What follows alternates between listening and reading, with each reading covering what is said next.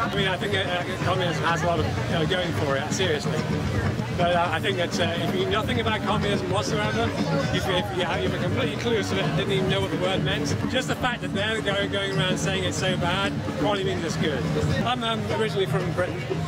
Do you believe that America would be better if we were more like Britain? Oh, absolutely. Britain's the most, of all the European countries, Britain's the most like America, so you'd really much be better off like France or Germany or...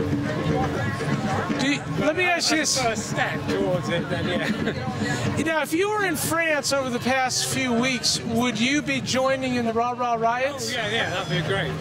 Yeah, but did you see the pictures? They turned cars over, burned them, attacked, stuff in the, throw rocks in the windows. In France, the government is afraid of the people. In America, the people are afraid of the government. Most of the people you see on television, the politicians, are basically right-wingers that serve the interests of the corporations and the very rich. And that's, where they want. So President Bush is President Obama is a right-winger? Yeah, I mean... okay, let me ask you this. Where would Karl Marx be on that scale?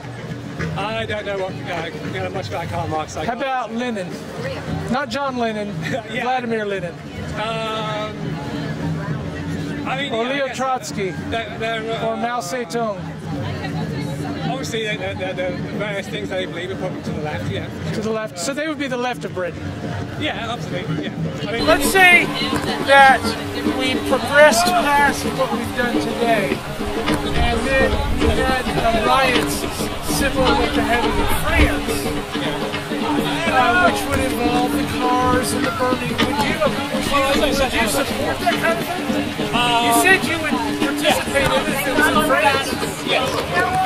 So you think if that, okay, so if we saw the streets... It's not that I want that to happen, but I believe it's really the only way to actually express, try and get things changed.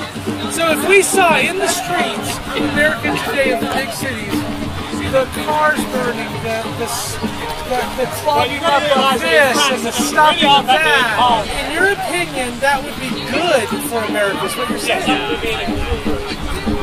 My mind can't grasp that. You notice that in France they did all that, and they still passed the bill. Should they sit back and say, hey, that didn't work, then what's the next level? What do we do next? Isn't it a slippery slope that leads to something worse? Well, if they don't fight, they're going to get crushed. If someone's pushing you, if you don't say no at some point, they're just going to keep on doing it.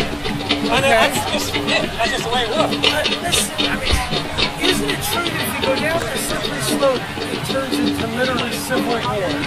It could do, but that's, at the end, you have to decide, how much you're going to put up with and how far you're willing to go. That is doesn't it border on terrorism, though? Doesn't it border on terrorism? Well, when it's the people themselves fighting the government, your country was founded on a civil war, wasn't it? Basically a war between America and Britain. That wasn't very polite. Okay, well, I know you don't agree with the Tim McVeigh who did the Oklahoma City bombing. Well, I kind of do, actually. You agree? To some extent. I believe he was trying to do something. He read Gore Vidal's view about this guy. Gore Vidal had a I've heard him interviewed, but I don't remember his view. Gore Vidal is a famous, very left guy in America, and he had a very long correspondence with Tim McVeigh. And it's quite interesting because you think, he's the way to the left, and Tim McVeigh is on the right. Okay. You think they wouldn't get on to see anything in common at all, but actually saw quite a lot in common. And that's kind of interesting. But that would mean that the left and the right wrapped themselves around until they met in the middle. There is some points of agreement, and the point of agreement, basically, the most basic point of agreement is we are being screwed by the elites, by the rich, so you've got to have the people have to get into a situation where they can take over the government, which of course is what's supposed to happen with democracy. Most communist regimes are actually, they vote, they have elections, they vote, they are democratic in that sense. But wouldn't it be better to take that energy that exists, and the only way you can quote-unquote get rid of it would be by violent means, and to literally squish the rich until they're either dead or they're so beaten down that they're essentially poor?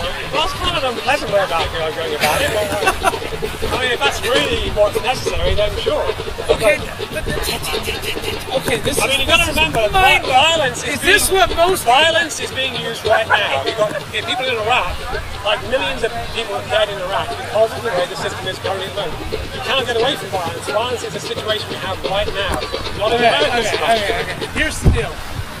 America would not be better if people were turning over cars, stopping transportation. But that's what they did in the 30s, and it worked. That's not, no, America would not be better. What? That's all I'm saying.